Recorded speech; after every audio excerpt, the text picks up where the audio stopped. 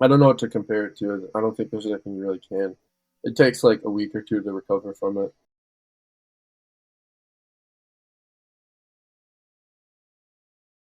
So did you start out like I want to be in a decathlon, or was this something that kind of happened? Yeah, it was kind of something that happened. I didn't start track until my sophomore year of high school, and then I started off by doing the short and long hurdles, and then high jump, long jump. Um, and I was pretty good at all those events. So then college coaches kind of started recruiting me just based off the fact that I was like ranked as one of the top people in the state in like multiple events. And I played a lot of different sports and stuff in high school as well. So they just saw the athleticism, and then they all thought I'd be a good fit for the decathlon. Is it more just pure raw like athletic ability, or is it more no, you have the technique to learn all of these different things? I mean, you're never going to be a good decathlete unless you have like pure raw athleticism, but like you also need to be like very technical with a lot of different things. There's events that are more like athletic based, like high jump and like long jump, and then like straight speed. And then there's other events like the hurdles, like where you have to be very technical, the pole vault, the discus, like stuff like that. Were you, when you started out, were you more kind of the raw athlete that had to learn the technical stuff, or were you more on the technical side and had to build up the athleticism? I would say I was definitely more athletic. I've always just been able to. I was like always been a really good jumper. It took me a while to learn how to sprint. I would say I didn't really like get great at sprinting until the past 2 years. So that's something that took a while, but I like always had a lot of bounce in my legs, and I was always a great jumper, and that's something you can't really teach a lot of people. Like you're never gonna teach somebody to be a 7-1 high jumper if they start at like 6 feet. When we kind of compare it, so you're doing this in the 100 or the 200, like how far off are Olympic decathletes from world records, from like the people who are specifically competing in just that sport? Yeah, pretty far off. Like even my best events are still pretty far off. People that only do like the high jump or only do the javelin. Like it's pretty significant. But like what's crazy about the decathlon is like we're like not world class, but like really, really good at like you have to be good at everything. You can't be bad at anything. And I think that's what makes it so special. Would you say that like in each individual event, you could be a really good college athlete in just that event? To put it into perspective, like to score at the Big Ten championship, you have to be in the top eight. And a lot of schools in the Big Ten go like if you score at Big Tens, like you should be on a scholarship through that one event. I scored in 6 different events, so I guess that kind of puts it into perspective. Could you have qualified or be up at the kind of the top in the world in just one event if you focused solely on that? I think it's hard to say. I don't think I would ever want to do that, but I mean, if I had been doing it for the past 5 years, then potentially maybe. But yeah, I feel like that's just something that's kind of hard to determine. How do you train for 10 events? Like, are you just all day long every single day? Yeah, we train like 3, 4 hours a day, but we kind of just split everything up throughout the week. Like we usually throw on Wednesdays, we'll do like speed, plyometric, lift Monday, and then Tuesday's usually like a jump and a tempo workout. And then Thursday we'll jump again and do another lift, and then Friday we'll come back and do like speed endurance, block works, approaches, and like a lift. So it's just like spread out. You kind of just hit what you need to hit, but we try to touch like at least something in each event every single week. Are all of the events kind of complementary to each other? And like, okay, if you're training the 100, you're kind of training the 200. Or do some of them directly contradictory, where if you try to get too good at this, it's going to hurt your performance in the other event? Yeah, a little bit. So all the events, like if you get stronger, faster, more explosive, then you're gonna get better at every single event. So that's like the main theme of our training, I would say. We're just always trying to get faster, stronger, more explosive. That's gonna help with all 10 events. Um, there's some events where it's like there's really no point in like trying to get way better at like for example the 1500. Um, like if you just train distance, it's just gonna fuck up or mess up all your speed, endurance stuff, and it's like the benefit is way lower than the cost on your training schedule. Um, but the way that we train, we try to kind of do things in the order of events sometimes. So I'll do like a hurdle session, then throw discus after, which is like the same order as in the decathlon, or Sometimes we'll do like a discus session, then throw pole vault after, like stuff like that. Do you train the 1500? Like, will you actively train the 1500, or is that just when that comes, like, I'm just going to go for this and see what happens? I'll do like a tempo workout every like 2 weeks. So like we do like endurance stuff, but like I'm not training for the 1500 more than like once a week or once every 2 weeks. When you do 10 events like that, 10 events over 2 days, like, are you physically exhausted by the end of it? Yeah, you're dead. It's I don't know what to compare it to. I don't think there's anything you really can. It takes like a week or two to recover from it. Um, but yeah, it takes a lot out of your body. Usually don't do more than like 3 a year, just because it really it fucks up your body pretty badly, and you kind of just have to like, you take like a week off training before to like get your body fresh. Then you do the decathlon, and you have to take like another week or two off. So it's like a 3 week thing every time you do one, basically. How come it has such a big effect on you? Is it just because you're going that hard that many times, or is it the changing nature of the events that, like, all of this is too much? I mean, it's because you're like you go to the track for perspective. I mean, you'll get there at 8 o'clock, and then you'll leave at maybe like 8 or 10 the same day. So you're there for 13 hours. You go to bed, and then you get probably like 5 hours of sleep, and you come back and you're there at the track for like 14 more hours. Um, so it's just like a lot mentally draining and physically as well. I mean, doing 10 different events, and you got some really hard ones in there, the 400, 1500, hurdles, 100. Um, it's just a lot. And having to warm up 10 times, having to compete 10 times, um, it takes a lot of energy out of you. Is there a strategy to it? Like, will you ever say, listen, I know we got 10 events, but I'm going to take this one off to save some energy and then get the next one? No, there's no strategy like that. You have to go hard in every event, or else you're never going to be good. There's like no point in saving energy. How is it scored? Are you competing again? You're trying to beat the other people? You're trying to beat a point system? Well, you're trying to. It's a little bit of both. Everything is off of a scoring table. So no matter like however fast you run or however far you jump, however far you throw, it goes into a scoring table, how like the mark, and then you get a certain amount of points. And then as you go, you they keep adding up your points, and whoever has the most points wins the competition. That makes sense, right? You're competing against other people at the individual meet, but competing for records against the scoring table. Yeah, exactly. Does everybody do the same events at the same time? Like, it's not like, oh, my order's bad and I got this one, this one, this one, No, this one. it's the exact same order every single time, and you do every single event together. You seem much younger than some of the other decathletes. Yep. Is that unusual to be this good this young? Yeah, I think maybe a little bit. I feel like the prime age for decathletes is like 27 to 29, I think.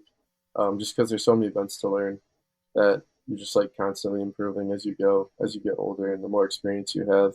I think experience is a really big thing in the decathlon, just because there's like an endless amount of things to keep improving on, with all the disciplines. But yeah, I think so. I think I'm only the second collegiate person in the decathlon to qualify for the Olympic team. And yeah, like one of the youngest people to score above 86. So I think I have a lot of room to improve still, but yeah, definitely lucky to have this opportunity and get some experience going into to this meet. Does that create any, for lack of a better word, like issues with some of the other decathletes that, you might be 5, 6 years younger than they are? Yeah, I don't know. If it does, I don't really care because they lost to me, so that's their fault. But yeah, if they have a problem with that, then they need to beat me next time. So that's all I have to say. Did you think that you were going to win the U.S. trials? Like, were you favored coming in, or was it a little bit of a surprise? No, I wasn't favored coming in. I had the fourth best PR, but we all had pretty close scores. I think we're all within like 100 points of each other. Um, so I knew I was in really good shape going in, and some of those guys hadn't done a decathlon yet this year, just because they're older, so they're opening up at the trials. Um, so I think, yeah, I had a lot of experience competing throughout the whole collegiate season. Like I've been competing since indoor season in January for the NCAA. So I kind of like know where I'm at, and I have a good idea of where I was going to be in the competition, and I felt pretty confident that I would have a chance to win. What was that like winning? I don't know, it's still sinking in. It's kind of crazy. Yeah, I think every meet I've gone into this year, my goal has been to win. I feel like I'm just a really competitive person, so I think I had a pretty good sense of self-belief going into it. Like I thought I had a pretty good shot, but then like actually winning was like pretty crazy, whole different thing. Like when you actually do it, um, I think I'm still like kind of coming down from it, but yeah, it's kind of a unreal experience. Is it pretty consistent? And the only thing that I could compare it to, right, would be like, all right, the 100 meters, you kind of know who the fastest person is versus golf, where like, man, it could be anybody.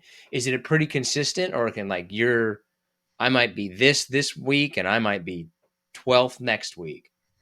Yeah, it depends on the person. I feel like I've been consistent all year long with my marks, but yeah, a lot of people are really inconsistent, and it is hard to be consistent when you have to be. I mean, like when you're scoring 86 points, like you have to be you have to do well in every event 10 times in a row. So like you fuck one thing up and your score is just you're not going to recover from it. So, like on an average event, how many points do you usually score? Oh yeah, so I guess I averaged 860 points since I scored 8,600 points. And what's the most you can score in an event? I don't even know. It's kind of like unlimited. I think. I think I don't. I've never seen anybody score above 1,100 points in an event. I scored 1,000 points in the hurdles. That's my best event Hurdles is your best event. That kind of leads us into some in terms of points. Yeah, listener submitted questions. Are you ready for some harder slash listener submitted questions? let's do it. Hardest event, easiest event. The hardest event for me has been the pole vault. Definitely, just because it's, I mean, you get to the seventh event and you're exhausted and you have to jump on these like 16-foot stiff poles at full speed. So just doing that, like when you're super tired, it's super technical. It's a lot, and you have to like really lock back in and find some energy for that event. By which event do you usually start feeling tired? That's a good question. Probably like the high jump, I would say, which is the fourth event. Oh, that quick, huh? Yeah, it hits you pretty quick because it's more just like by the time you get to high jump, you've been like on your feet standing around for like 6 hours. Oh, there's that. Why is there so much waiting? You just gotta. Well, when you get to the big meets, you'll do like the first three events, and it'll take like 2.5 hours, 3 hours, and then they have breaks between like the morning session and the evening session. Like it's not just continuous. So you have to go fucking like sit under the track for 3 hours and wait for the next event. Then you have to warm up again, and it's crazy. Like in Paris, it's gonna be I'll be there from like 6 a.m. to 12 like midnight the next night, and then we start again at 6 the next day. That seems like there should be a better way to do that, or is that one of those things that like, no, that's just kind of how it has to be done. So like at smaller meets like Big Ten Championship, like they'll run it really well, and you only be there for like 6 or 7 hours. But like at the bigger World Championship meets, like with the TV schedules and everything, like they have to line everything up perfectly, and then they it's just like part of the competition too at that point, like who can manage that the best. What event requires the most training? What event requires the least training for you? Most training, I would probably say the 400. You got to do a lot of speed endurance training, like if you want to be good at the 400. So you have to do a lot of like really hard running workouts where you're sprinting at full speed and like hitting lactic acid. And then least amount of training for me, it's the javelin, just because it kind of comes naturally to me. I grew up as a baseball pitcher, so I've always had like a really good arm. So really the only thing I have to work on for that is my approach. I don't really throw full speed with the javelin in practice often. So yeah, I would say that's what it is for me. Is there like an ideal body type for a decathlete? Like you need to be this tall, you need to be this big in terms of weight. I mean, there's exceptions, but like if you look at the three guys that made the team for the U.S. and like a lot of the other guys that I know, everybody's like around 6'4" to 6'8", like above 200 pounds. So like I'm 6'4", Zymex 6'6", Harrison 6'6". Like everybody's pretty big. That's taller than I thought you were going to say. I thought you were going to say like 6'2" to 6'4". Because 6'6", 6'8", like that's tall. Well, yeah, some of the biggest guys are like 6'8", but I would say like 6'4", 6'5" is like what most people are. Why is that beneficial? I mean, just height helps us with everything. Like, I think a lot of us are like 200 pounds, so like we're pretty lean, but we're also really strong. I mean, if you're taller, it's going to help with high jump, long jump, all the throws, being longer in the discus, having a longer wingspan helps with that, and also the javelin and the shot put. So, and then, yeah, all the running. I mean, having a longer stride helps with that as well. So, I think that's what it correlates to. You got to have like some leverage slash whip kind of characteristics to your body. Yeah, you got to have long levers if you want to throw the discus far, and same with the javelin. How popular is this?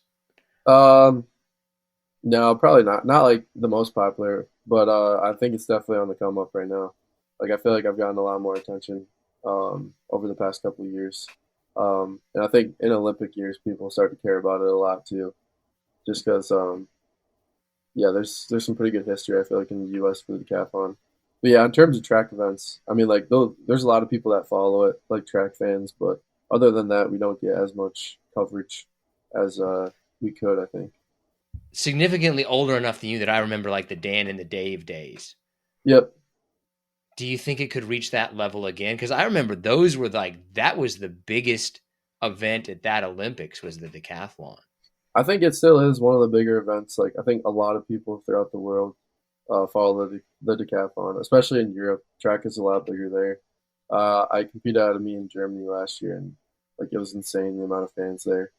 But even at USA Championships this past weekend, it was completely sold out, and there's like a lot of people there for the decathlon. So I think people are caring about it a lot more because it's an Olympic year, and I think they want to see the Americans do well.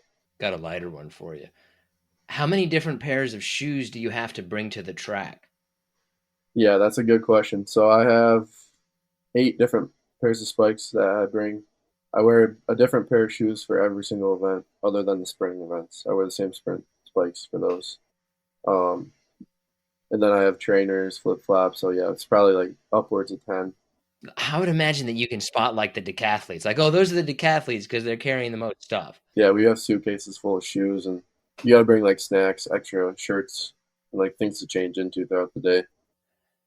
How do other athletes feel about the decathletes? Like, do they look at you guys as the best athletes, or, oh yeah, but that guy can't even run a sub 100 meter?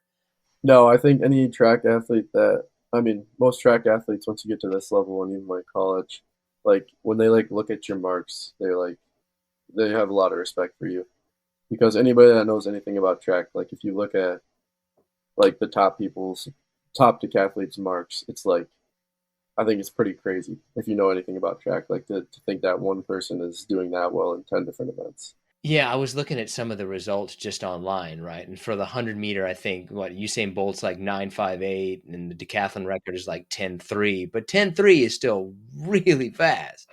Yeah, it's really really fast. So, like looking at the Paris 2024, what do you kind of do you have like what's your plan going into it? That kind of stuff. Yeah, so I think my plan is kind of just to do the same thing I've been doing all year. Just treat it like any other meet. Um, I'm just gonna try to go in there and medal because I think I definitely can. I think it'll take about 8,700 to get a medal. Um, but I just want to have the best competition out of anybody in the field. That's been like one of the big things I've been thinking about all year. I'm just trying to like outcompete people and just have the best energy out there. And I think it'll play to my advantage having a full stadium out there and a bunch of fans going crazy. I feel like I'm a big adrenaline guy, so like when I get adrenaline, that's when I'm competing at my best, and I'm just gonna try to find ways to use that to my advantage. Is there a favorite in it, or is it anybody's thing? Yeah, it's Leo Nugenbauer, who actually just graduated from Texas. He went 89.50 or something, which is like the best score that's happened in like 20 years. So he's definitely favorited, but anything can happen in the decathlon. So that's the, kind of the fun thing about it. There's like many things that can go wrong and many things that can go right. So This is the last one, man. Event you would take out, event you would add in. definitely would take out the 1500. It's a 1500 just not fun at all. I think I'd add in the 400 hurdles. I've just always wanted to do the 400-meter hurdles. I think they look pretty fun, and I feel like I'd be pretty good at it. Does anybody like the 1500? No, nobody likes the 1500. Yeah, it's terrible, man. Like if it was just a normal 1500, it would be fine, but like a 1500 when like you can barely stand and like you're exhausted, just like it's terrible. But they knew what they were doing. They organized it like that, right? It's not like, oh, But I think that's what's good about it. Like it's kind of like the final test to like see who like really deserves to be the winner. Like who can lock in that moment and just because everybody feels the same. So that's why it just kind of turns into like who's a dog. with the results, do you think the sport would be completely different if they switched the order of events? Like, could it be completely different if no, it's supposed to be the 400, but we're doing discus now? Yeah, it would be entirely different. Yeah, if they switch the events. I feel like they're ordered perfectly. Like if you put the 400 at the beginning of day one, it would be fucking terrible. Like you know what I mean? Like because after you run a 400, you can't do anything. Your body's just fried. That's why they put it at the end of the first day. Like the hardest things are at the end of each day, the 1500 and the 400, because nothing can really come after those. Can you make a career out of being a decathlete more than easier than you could make a career out of being, a 100-meter runner or a discus thrower? Yeah, it's definitely harder in track for the field events to make money. Like obviously the most important, or not the most important, but the most popular events are like the 100, 200, like the sprinting events. But if you're at the top of your event, like your field event, um, then there's definitely like opportunities for you. So luckily, like this kind of worked out well for me, and hopefully I'll have some opportunities here over the next couple months, which looks good. But yeah, it's definitely harder in the field events. But I think the decathlon is probably one of the top field events, which is great.